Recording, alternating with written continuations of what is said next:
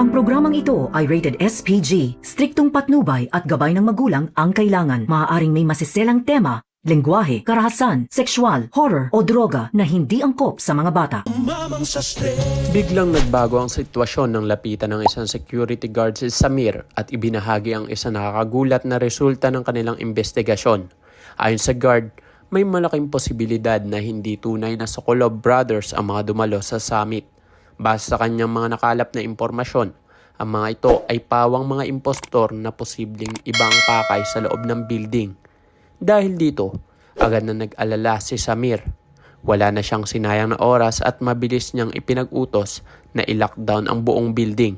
Isinara ang mga access point at sinimulan ang paghahanap sa mga taong pinagkahinalaang sangkot sa pagpapanggap. Agad na nagtungo si Samir sa vault dahil alam niyang naroon ang laptop na naglalaman ng napakahalagang impormasyon.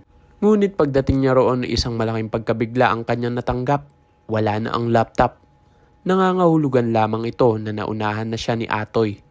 Sa kabila ng napakahigpit na seguridad na gawa ni Atoy na mapasakamay ang laptop at makatakas bago tuloy ang ma-lockdown ang building. Samantala, sa ibang lugar, isang mabigat na desisyon naman ang ginawa ni Kapitan Paldo.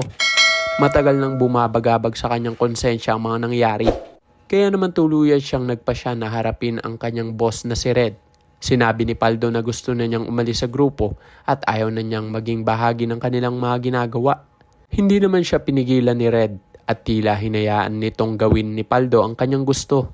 Ngunit hindi pala iyon ang tunay na plano ni Red. Habang papalabas na si Paldo, bigla siyang hinarang ng mga tauhan nito. Dahil alam ni Red na hindi maaaring basta-basta umalis si Paldo. Alam ni Paldo ang isang napakalaking sikreto, ang katotohanan sa likod ng pagkamatay ni Mang Delfin. Alam niyang si Red ang taong nakadisgrasya sa ama ni Atoy. Kaya kung tuluyang makawala si Paldo, posibleng mabunyag ang lahat ng ito kay Atoy.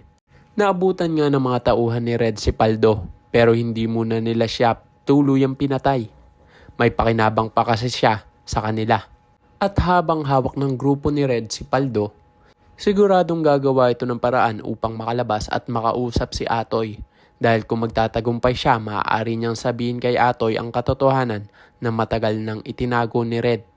Pero paano kung malaman ni Atoy na ang taong nasa likod ng pagkamatay ng kanyang ama ay si Red? At hanggang saan kaya siya handang pumunta para malaman ang buong katotohanan? Sa inyong palagay, dapat na ba talagang sabihin ni Paldo kay Atoy ang lahat ng kanya nalalaman? Kung oo ang iyong sagot ay huwag kalimutang i-like at mag-subscribe sa aking channel para updated ka sa mga susunod pang mangyayari.